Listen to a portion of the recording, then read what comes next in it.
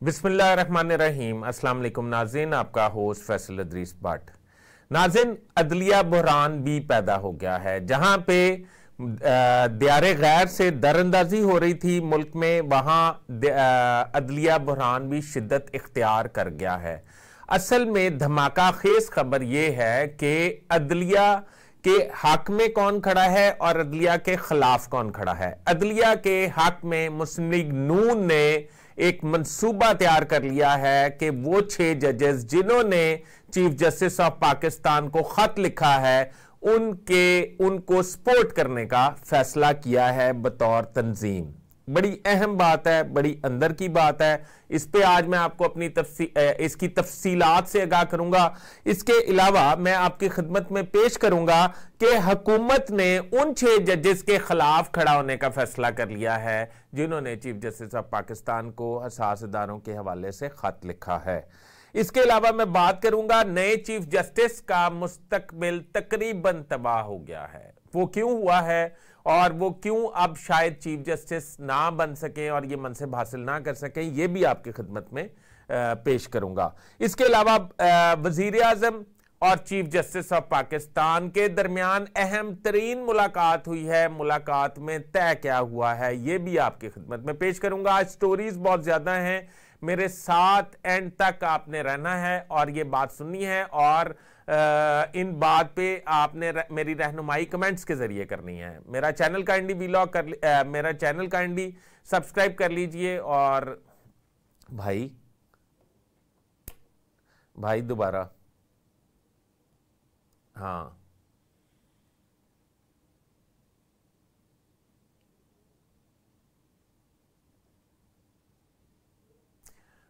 बिस्मिल्लाहिर्रहमानिर्रहीम। अस्सलाम वालेकुम नाज़रीन, आपका होस्ट फैसल इदरीस भट्ट। बहुत बड़ी खबरें हैं, आज मेरे साथ रहिएगा। सबसे बड़ी खबर यह है कि वजीर आजम पाकिस्तान और चीफ जस्टिस ऑफ पाकिस्तान में होने वाली मुलाकात में क्या तय हुआ है, क्या ड्रॉप सीन हुआ है, वो आपकी खिदमत में पेश करूंगा। इसके अलावा मैं आपकी खिदमत में एक बहुत अहम और अंदर की बात बताने जा रहा हूं कि मुस्लिम लीग नून ने बतौर तंजीम 6 वो जजेस जिन्होंने हसास इदारे या इंटेलिजेंस के खिलाफ खत लिखा है चीफ जस्टिस ऑफ पाकिस्तान को, उनको सपोर्ट करने का फैसला कर लिया है। ये कैसे होगा ये मैं आपकी खिदमत में पेश करूंगा। इसके अलावा हुकूमत ने उन 6 जजेस के खिलाफ खड़ा होने का फैसला किया है जिन्होंने चीफ जस्टिस ऑफ पाकिस्तान को खत लिखा है। इसके अलावा नए चीफ जस्टिस का मुस्तकबिल तबाह हो गया है, वो मनसब हासिल शायद नहीं कर पाएंगे। ये तमाम गर्मा गर्म खबर मैं आपकी खिदमत में अर्ज करने वाला हूं। काइंडली मेरा चैनल सब्सक्राइब कर लीजिए ताकि कोई भी सियासी अपडेट्स और मतलब कोई भी एक्सक्लूसिव खबरें जो हैं वो आपकी खिदमत में बर वक्त हाजिर हो सकें। तो शुरू करते हैं वजीर आजम पाकिस्तान और चीफ जस्टिस ऑफ पाकिस्तान की मुलाकात के हवाले से। वजीर आजम पाकिस्तान ने आजम नजीर तारड़ वजीर कानून जो हैं उनके जरिए ये चीफ जस्टिस ऑफ पाकिस्तान से मुलाकात तय की थी। मुलाकात का दौरानिया जो था वो तो मुख्तसर था, मगर ये मुलाकात तवील हो गई। मुलाकात में कानून और अदलिया के कवानीन और ज़ाब्ते इखलाक के मुताबिक 3 जजेस ने शरीक होना था, जिसमें चीफ जस्टिस काजी फायज ईसा और आने वाले coming chief justice Mansoor Ali Shah जो सीनियर 3 जज हैं, उनके अगले जस्टिस मुनीब जो हैं उनको इस मुलाकात से ड्रॉप कर दिया गया है और इसमें सिर्फ मंसूर अली शाह साहब और काजी फायज ईसा जो हैं वो शरीक हुए हैं। इधर से वजीर आजम पाकिस्तान और आजम नजीर तारड़ और अटॉर्नी जनरल ऑफ पाकिस्तान जो हैं वो शरीक हुए हैं। और इस मुलाकात में वजीर आजम पाकिस्तान ने काजी फायज ईसा से रिक्वेस्ट की है कि वो इस मौजूदा अदलिया बहरान को समेटने में हुकूमत का साथ दें और वो किसी किस्म का अदलिया के हवाले से कंट्रोवर्शियल कोई ऐसा फैसला ना दे दें जिससे हुकूमत मजीद बहरानों का शिकार हो जाए। उनका ये ख्याल है कि इस वक्त पाकिस्तान डिफॉल्ट के धाने पर आ चुका है और पाकिस्तान में इस वक्त कोई भी अनस्टेबिलिटी जो है उससे नुकसान मुल्क का होगा। इसलिए तमाम लोगों को पहले अपने ओहदों से हटकर यह सोचना चाहिए कि मतलब हम पहले पाकिस्तानी हैं और उसके बाद हम कोई भी ओहदेदार हैं, क्योंकि पहले पाकिस्तान है, उसके बाद चीफ जस्टिस और उसके बाद प्राइम मिनिस्टर ऑफ पाकिस्तान है। इस मुलाकात की अहमियत इस वजह से भी है, इस मुलाकात से कबल या इस मुलाकात के तय होने से कबल चीफ ऑफ आर्मी स्टाफ वजीर आजम सेक्रेटरीट तशरीफ ले गए थे। उन्होंने वजीर आजम पाकिस्तान से अहम मुलाकात की थी, उन्होंने कैबिनेट के मेंबर्स से भी मुलाकात की थी और उन्हें ये बताया था कि ये अदलिया बुरहान के हवाले से हुकूमत की हिकमत अमली क्या होगी। और दूसरा, उन्होंने ख़ास तौर पे ये बताया था कि हालिया दहशतगर्दी का जिन जो इस वक्त बेकाबू हो रहा है उसको निपटने के लिए किन इकदामात की फौरी ज़रूरत है और आपस में भाईचारा हमांगी पैदा करनी होगी। हम सबको एक पेज पे होना होगा, जो कि मैं कल भी अपने प्रोग्राम में कह रहा था कि तमाम पाकिस्तानियों को यकमुश्त हो जाना चाहिए, एक नुक्ते पे खड़ा हो जाना चाहिए और अपनी मुसल्लह फ़ौज के पीछे खड़ा हो जाना चाहिए, किसी भी सियासी पार्टी से बालातर होकर और किसी भी सियासी वाबस्तगी से बालातर होकर।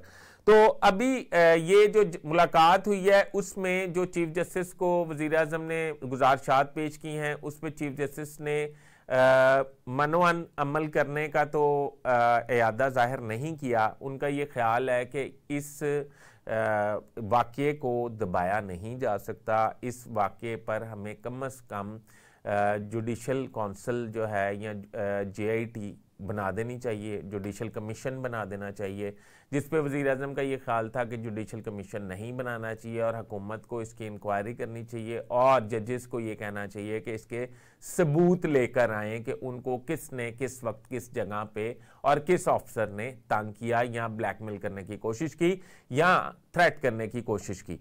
तो मेरा ये ख्याल है कि ये इस दफ़ा हुकूमत का जो मतलब मौक़िफ़ है या हुकूमत का जो ख्याल है, इस पे शायद ये अमल पूरा ना हो सके जो हुकूमत चाह रही है। और हुकूमत जो चाह रही है वो ये चाह रही है कि इन 6 जजेस को निशाने इबरत बना दिया जाए। निशाने इबरत इसलिए बना दिया जाए कि ये इन्होंने उस घुटन वाले माहौल को तोड़ने की कोशिश की है, उस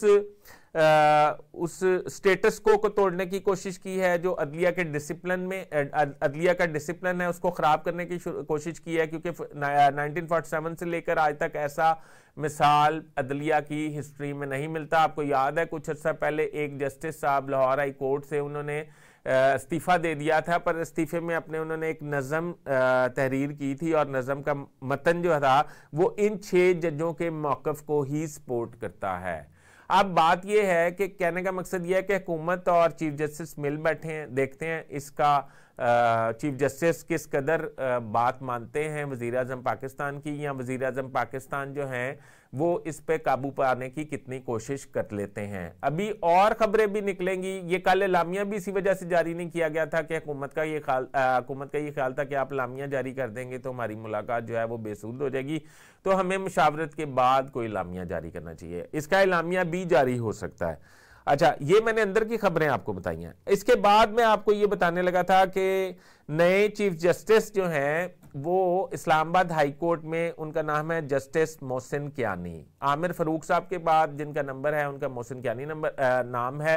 जस्टिस मोहसिन कियानी के खिलाफ मुहाज़रई बहुत ज़्यादा शुरू हो गई है और जस्टिस मोहसिन कियानी को भी निशाना मतलब तोप के धाने पर रखने का फैसला कर लिया गया है। और जस्टिस मोहसिन कियानी का मुस्तकबिल जो है वो मुझे तारीख नज़र आ रहा है कि हो सकता है उनके खिलाफ ऐसे केसेस खुल जाएं, क्योंकि जिस वक्त जस्टिस इमरान खान ने 2014 में इस्लामाबाद में धरना दिया था, उस वक्त justice Mohsin Kiani Islamabad high court bar के सदर थे और वो उस वक्त सपोर्ट कर रहे थे इमरान खान को। ये रिलेशनशिप जस्टिस मोहसिन कियानी की आपस में जोड़ दी गई है, इतलात ये हैं और इसको आने वाले 1-2 रोज में उजागर भी किया जाएगा और जस्टिस मोहसिन कियानी को चीफ जस्टिस के मनसब के हसूल के लिए मुतनाज़ा तरीन शख्सियत बना दिया जाएगा। उनका कसूर यह है कि वो भी इन जजेस में शामिल हैं और बाकी जो जजेस हैं उनके भी ना सिर्फ FBI वेरिफिकेशन करेगी, उनके घरों की, उनकी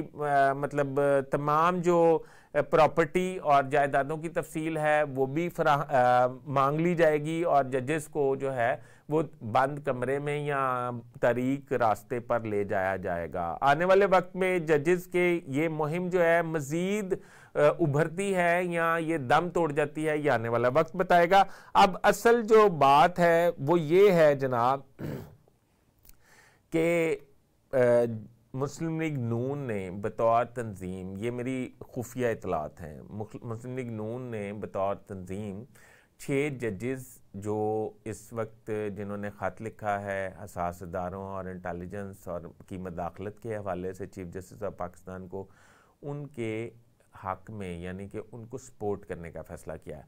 उसमें उन्होंने चीदा रहनुमा जो हैं उनको ज़िम्मेदारी सौंप दी है, वो अपना मौक़िफ़ जो हैं पेश करना शुरू कर देंगे, जिसमें सरफ़हरिस्त जो हैं वो जवेद लतीफ़ हैं। जवेद लतीफ़ ने उन जजेस को सपोर्ट करने का बावाज़े बुलंद ऐलान कर दिया है और मुस्लिम लीग नून बतौर तंजीम ये फ़ैसला किए हुए है, जबकि शहबाज शरीफ बतौर हुकूमत उनके ख़िलाफ़ खड़े हुए हैं।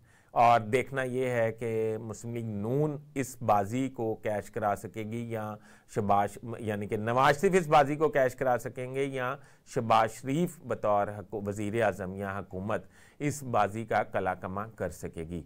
नाज़रीन, अभी तक के लिए इतना ही। जैसे ही सियासी अपडेट या कोई एक्सक्लूसिव खबर आएगी मैं आपकी खिदमत में दोबारा हाजिर होऊंगा। अपने होस्ट फैसल हदीस पार्ट को इजाज़त दीजिए। अपने कमेंट्स पे मेरी रहनुमाई ज़रूर फरमाइएगा। अल्लाह हाफ़िज़।